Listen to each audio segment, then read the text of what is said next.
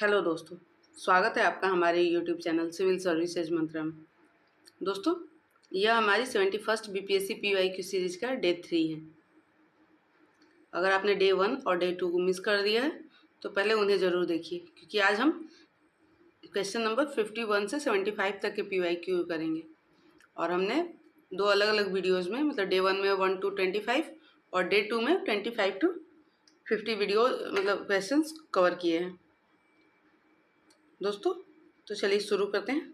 Question number 51 से। लोकटक एक झील है, पार्टी है, नदी है या पर्वत श्रृंखला है? तो इसका आंसर होगा लोकटक एक झील है जो कि दक्षिण एशिया में मीठे पानी की सबसे बड़ी झील है। तो ध्यान रखें, ये मीठे पानी की है।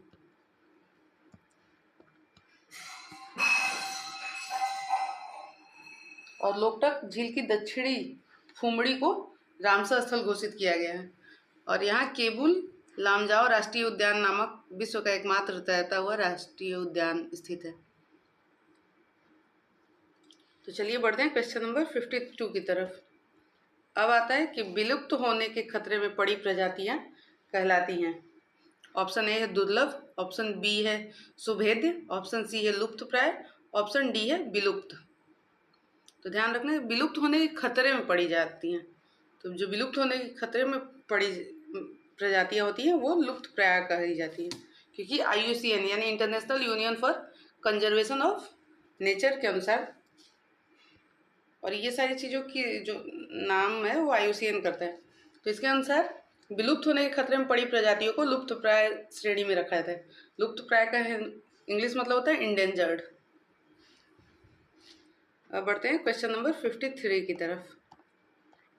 क्वेश्चन है, निम्नलिखित में से कौन सी खरीफ फसल है? ऑप्शन ए है जौ, ऑप्शन बी है गन्ना, ऑप्शन सी है चना, ऑप्शन डी है गेहूं। तो जो गन्ना है ये खरीफ फसल है, क्योंकि सामान्यतः खरीफ की जो फसल होती है मानसून के मौसम में जून जुलाई में बोई जाती है और सितंबर अक्टूबर में काटी जाती है। और खरीफ की मुख्य फसल है चावल, मक्का, ज्वार, बाजरा, सोयाबीन, मूंगफली, कपास, अरहर और गन्ना। तो इसमें सिर्फ गन्ना दिया है, बाकी जो फसल है वो खरीफ फसल नहीं है। तो चलिए बढ़ते हैं क्वेश्चन नंबर 54 की तरफ कि ओजोन दिवस कब मनाया जाता है? ऑप्शन ए है 5 जून को, ऑप्शन बी है 16 सितंबर को, ऑप्शन सी है 21 अप्रैल को, ऑप्शन डी है 5 दिसंबर को। तो दोस्तों, जो ओजोन दिवस है वो 16 सितंबर को मनाया जाता है, क्योंकि ओजोन परत के संरक्षण के लिए अंतर्राष्ट्रीय दिवस, जिसे ओजोन दिवस भी माना जाता है, 16 सितंबर को ही मनाया जाता है। और ये 1987 के जो मॉन्ट्रियल प्रोटोकॉल था उसके याद में मनाया जाता है।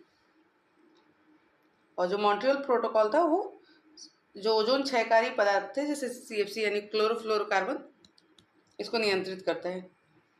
और ये क्वेश्चन 2025 का था, तो ये 2025 का विषय है, इसका मतलब थीम था विज्ञान से वैश्विक कार्यवाही तक। और 2026 वाला तो अभी आया ही नहीं है, तो इसलिए आपको ध्यान रखना है। जो भी मतलब इसमें क्वेश्चन में ये बता रहे हैं कि अगर कुछ भी इम्पोर्टेंट दिवस है तो उसका दिन याद रखना है, और उससे रिलेटेड थीम भी एग्जाम में पूछे जा रहे चुके हैं कई बार, तो आपको उसको भी ध्यान रखना है। तो जब हम करेंट अफेयर्स को कवर करेंगे तो इस चीज़ को ध्यान में रख के करेंगे। अब बढ़ते हैं क्वेश्चन नंबर 54 की तरफ, 55 की तरफ। अफ्रीकानर्स से अभिप्राय किन लोगों से है? ऑप्शन ए है अमेरिका में इंडो अफ्रीकी मूल के लोग से, ऑप्शन बी है अफ्रीका में आदिवासी समुदाय से, ऑप्शन सी है दक्षिण अफ्रीका में श्वेत अल्पसंख्यक समूह से, और ऑप्शन डी है उपरोक्त में से एक से अधिक से। तो जो अफ्रीकानर्स होते हैं वो दक्षिण अफ्रीका में श्वेत अल्पसंख्यक समूह होते हैं, क्योंकि ये मुख्य रूप से डच उपनिवेशवादियों के वंशज हैं। अब बढ़ते हैं क्वेश्चन नंबर नेक्स्ट 56 की तरफ। अच्छा, इकोनॉमिक्स के क्वेश्चन शुरू हो गए। UNDP द्वारा विकसित क्षमता गरीबी माप के बारे में निम्नलिखित में से कौन सा कथन सही है? ऑप्शन ए है CPM मतलब क्षमता गरीबी माप में स्वास्थ्य और पोषण की कमी के प्रतिनिधि के रूप में बाल कुपोषण को शामिल किया गया है।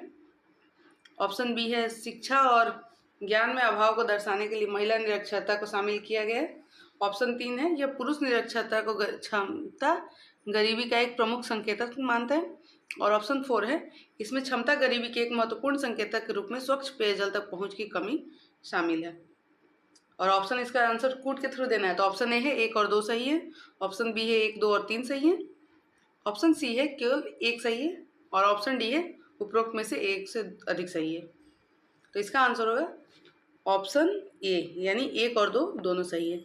यानी यूएनडीपी द्वारा विकसित क्षमता गरीबी माप है वो सीपीएम में स्वास्थ्य और पोषण की कमी के प्रतिनिधित्व के रूप में बाल कुपोषण को शामिल किया है, और शिक्षा और ज्ञान से अभाव को दर्शाने के लिए महिला निरक्षरता को शामिल किया गया है।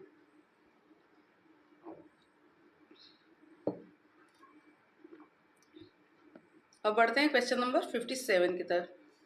किसान ऋण पोर्टल यानी KRP के शुभारंभ से पहले किसान ब्याज भुगतान और शीघ्र पुनर्भुगतान प्रोत्साहन योजनाओं के तहत मैनुअल दावे निम्नलिखित में से किस संस्थान को प्रस्तुत करते थे?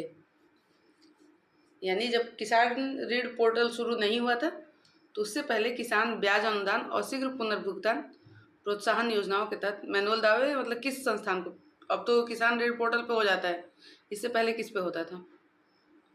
तो ऑप्शन ए है कृषि और किसान कल्याण मंत्रालय और नाबार्ड, ऑप्शन बी है भारतीय रिजर्व बैंक और नाबार्ड, ऑप्शन सी है भारतीय राष्ट्रीय भुगतान निगम और भारतीय रिजर्व बैंक, और ऑप्शन डी है उपरोक्त में से 1 से अधिक।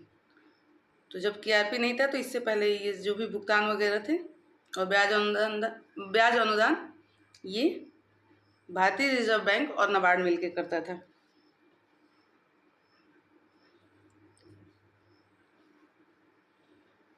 अब बढ़ते हैं क्वेश्चन नंबर 58 की तरफ कि वार्षिक PLFS 2023-24 के रिपोर्ट के अनुसार वर्ष, ऑप्शन ए है वर्ष 2021-22 के बाद शहरी महिलाओं की तुलना में ग्रामीण महिलाओं की श्रम बल भागीदारी में अधिक वृद्धि हुई और 36 राज्यों और केंद्र शासित प्रदेशों में क्वेश्चन में 90% है, 90% से अधिक राज्यों में कार्यबल भागीदारी दर यानी WPR राष्ट्रीय औसत 43.7 से कम है।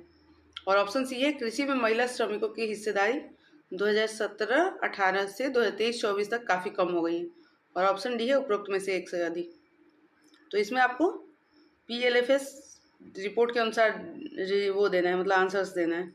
तो इसका आंसर ए सही है कि वार्षिक PLFS 2023-24 रिपोर्ट के अनुसार वर्ष 2021-22 के बाद से शहरी महिलाओं की तुलना में ग्रामीण महिलाओं की श्रम बल भागीदारी दर में अधिक वृद्धि हुई है। तो आपको ध्यान रखना है कि हमें ये PLFS रिपोर्ट भी पढ़ना है जो एनुअली आता है, क्योंकि इससे भी एग्जाम में क्वेश्चन पूछे गए हैं।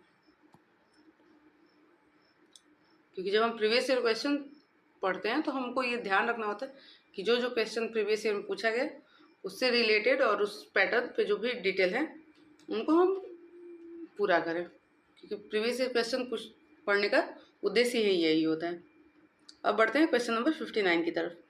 तो देश के सकल मूल्य वर्धित यानी GVA में सूक्ष्म लघु और मध्यम उद्यमों की हिस्सेदारी 2020-21 में डैश से बढ़कर 2022-23 में हो गई।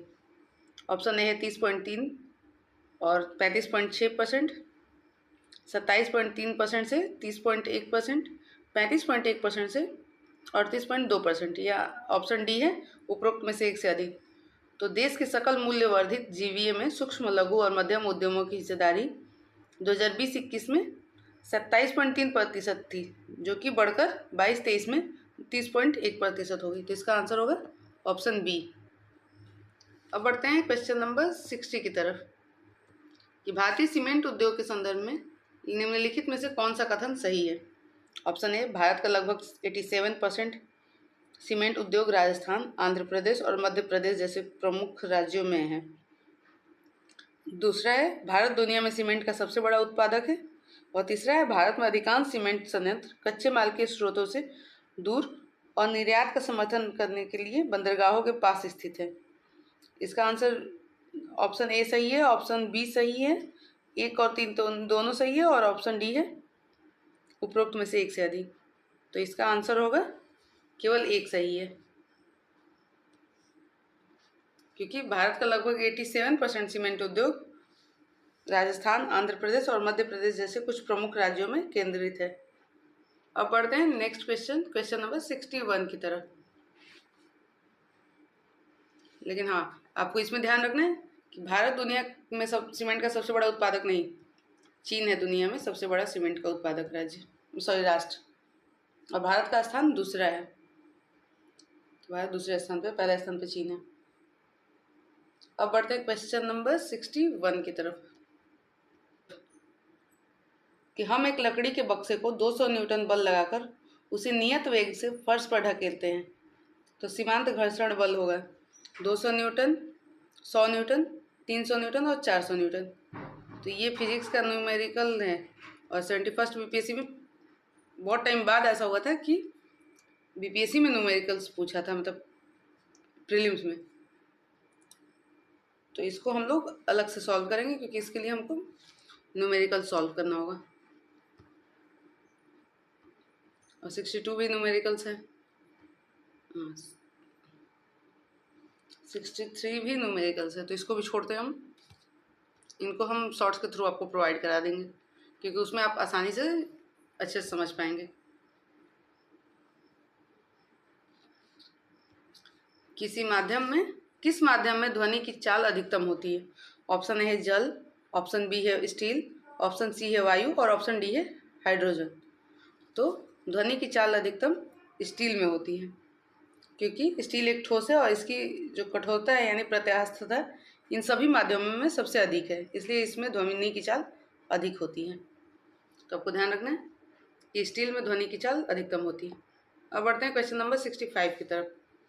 मुक्त रूप से गिरते हुए पिंड की स्थितिज ऊर्जा लगातार कम होती जाती है और यह है ऑप्शन ए ऊर्जा संरक्षण सिद्धांत का उल्लंघन नहीं है, ऑप्शन बी ऊर्जा संरक्षण सिद्धांत का उल्लंघन है, ऑप्शन सी गुरुत्वाकर्षण बल का उल्लंघन है और ऑप्शन डी गुरुत्वाकर्षण बल का उल्लंघन नहीं है।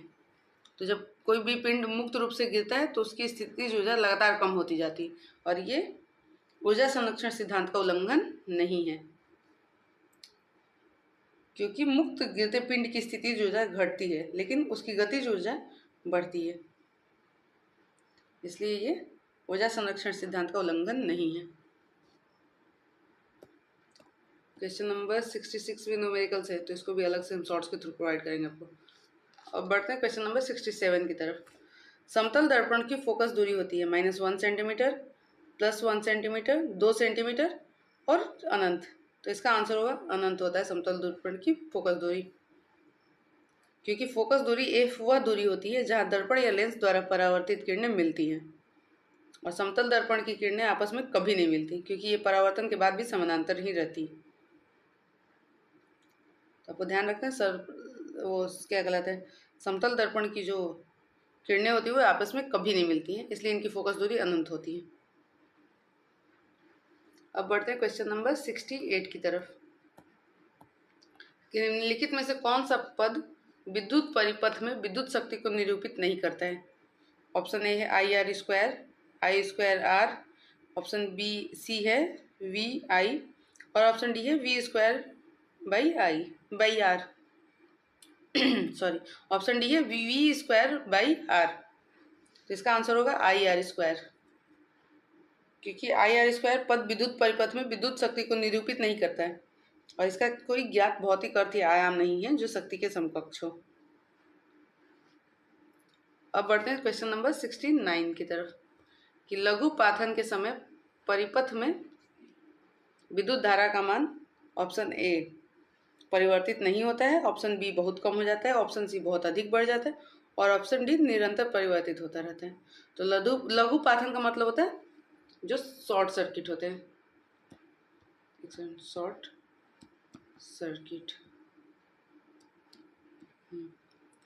तो लघु पाथन का मतलब शॉर्ट सर्किट होता है। तो इसके समय परिपथ में विद्युत धारा का मान बहुत अधिक बढ़ जाता है और इसीलिए शॉर्ट सर्किट हो जाता है। अब बढ़ते हैं क्वेश्चन नंबर 70 की तरफ कि उपकरणों को विद्युत आघात से बचाने वाली युक्ति है ऑप्शन ए जनित्र, option B fuse, option D motor, option C motor और ऑप्शन डी धारा नियंत्रक। तो उपकरणों को जो विद्युत आघात से बचाती है वो होता है फ्यूज, क्योंकि घरों में शॉर्ट सर्किट से बचाव के लिए फ्यूज या मिनिएचर सर्किट ब्रेकर, जिसे एमसीबी कहते हैं, इसका उपयोग किया जाता है। और जब मतलब जो विद्युत परिपथ होता है उसमें धारा अत्यधिक हो जाती है तो शॉर्ट सर्किट हो जाता है, तो यह परिपथ को तोड़ देता है, जिससे उपकरण और वायरिंग सुरक्षित रहते हैं। तो घरों में भी आप देखते होंगे कि जब बहुत ज़्यादा हाई वोल्टेज आता है या परिपथ में कुछ भी दिक्कत होने लगती है तो तुरंत शॉर्ट सर्किट हो जाता है।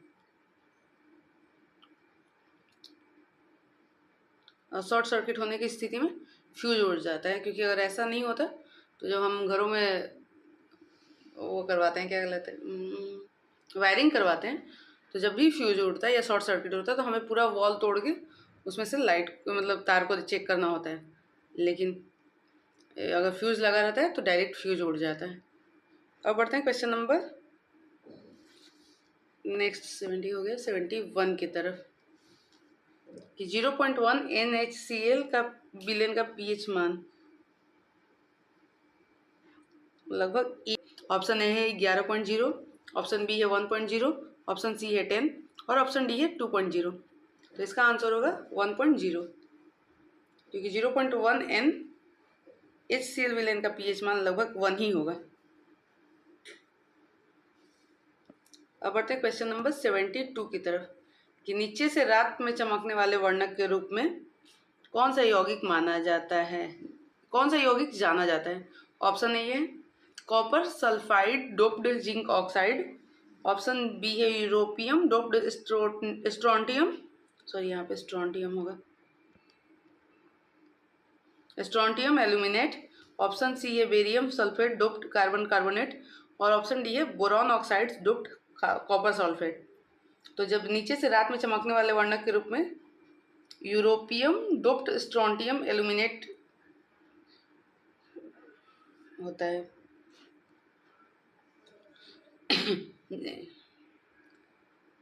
अब बढ़ते हैं क्वेश्चन नंबर 73 की तरफ।